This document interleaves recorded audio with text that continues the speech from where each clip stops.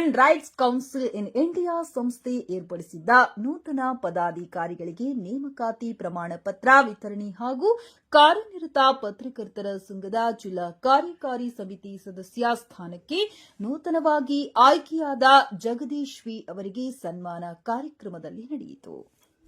ಶಿಕ್ಷಣದಲ್ಲಿ ಮುಂದುವರೆದವರು ಸಮಾಜದ ಉನ್ನತ ಮಟ್ಟದಲ್ಲಿ ಬೆಳೆದು ಸಮಾಜವನ್ನ ಪ್ರಬಲವಾಗಿ ನಿರ್ವಹಿಸಬಲ್ಲ ಶಕ್ತಿ ಅವರಲ್ಲಿ ಅರಳಿದ್ದು ಅಂಬೇಡ್ಕರ್ ಅವರ ನಿಜವಾದ ಕನಸು ನನಸಾಗಿಸಲು ಪ್ರತಿಯೊಬ್ಬರೂ ಶಿಕ್ಷಣದಿಂದ ವಂಚಿತರಾಗಬಾರದು ಎಂದು ಡಾ ಕೆ ರಾಮಚಂದ್ರಪ್ಪ ತಿಳಿಸಿರುತ್ತಾರೆ.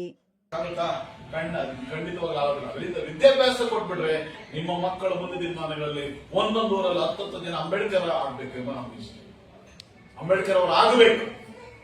10 ಜನ ಒಂದೊಂದು ಊರಲ್ಲಿ ಆದ್ರೆ ಖಂಡಿತ ಅದು ನೋಡ್ರಿ. ಅಂಬೇಡ್ಕರ್ ಅವರು ಒಬ್ಬರಿಗೆಲ್ಲ ಬರ್ದಿರೋದು ಎಲ್ಲರಿಗೂ ಸಂವಿಧಾನ, ಎಲ್ಲಾ ಜಾತಿ ಜನಗಳು ಸಂವಿಧಾನ ನೋಡ್ರಿ.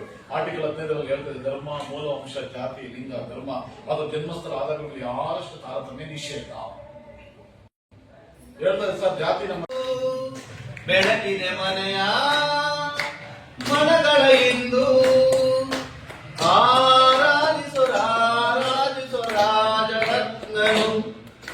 ಆಡಿಸಿಯೇ ನೋಡು, ಬೀಳಿಸಿಯೇ ನೋಡು ಎಂದು ಸೋಲದು, ಸೋತು ತಲೆಯ ಬಾಗದು.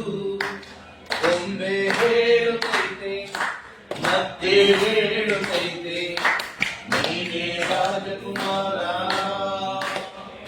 ಈ ಸಂದರ್ಭದಲ್ಲಿ national human rights council in India ಸಂಸ್ಥೆ ಸಂಸ್ಥಾಪಕ ರಾಮಚಂದ್ರು, ರಾಷ್ಟ್ರೀಯ ಗೌರವಾಧ್ಯಕ್ಷ ಸಂಪತ್, ಎಕ್ಸಿಕ್ಯೂಟಿವ್ ಸದಸ್ಯರಾಗಿ ಸಂತೋಷ್ ಚರಿಯನ್, ರಾಷ್ಟ್ರೀಯ ಕಾರ್ಯದರ್ಶಿ ಶ್ರೀನಿವಾಸ್ ಮೂರ್ತಿ, ರಾಷ್ಟ್ರೀಯ adviser Nama Sridhar, national adviser Uday, ರಾಜ್ಯಾಧ್ಯಕ್ಷರಾಗಿ ರಾಜು, ಗೌರವಾಧ್ಯಕ್ಷ ದೇವರಾಜು, ಉಪಾಧ್ಯಕ್ಷ ಮಂಜುನಾಥ್, ಕಲಾ ವಿಭಾಗದ ವೆಂಕಟೇಶ್, ತಾಲೂಕು ಅಧ್ಯಕ್ಷ ಸುಬ್ರಹ್ಮಣಿ, ಮಹಿಳಾ ಘಟಕ ಕಲಾವತಿ, ಪ್ರಧಾನ ಕಾರ್ಯದರ್ಶಿ ಲತಾ, ಹಿರಿಯ ಸಲಹೆಗಾರರಾಗಿ ಅಂದಾನಪ್ಪ, ಸಂತೋಷ್ ಕುಮಾರ್, ಮನೋಹರ್ ಹಾಗೂ ಸುನಿಲ್, ವಿನ್ನರ್ ಸಂತೋಷ್ ಮೂರ್ತಿ, ಮಾಧ್ಯಮ ಸಲಹೆಗಾರರಾದ ರಾಮಾಂಜನಪ್ಪ, ರಾಜು ಸೇರಿದಂತೆ ಅನೇಕರು ಉಪಸ್ಥಿತರಿದ್ದರು.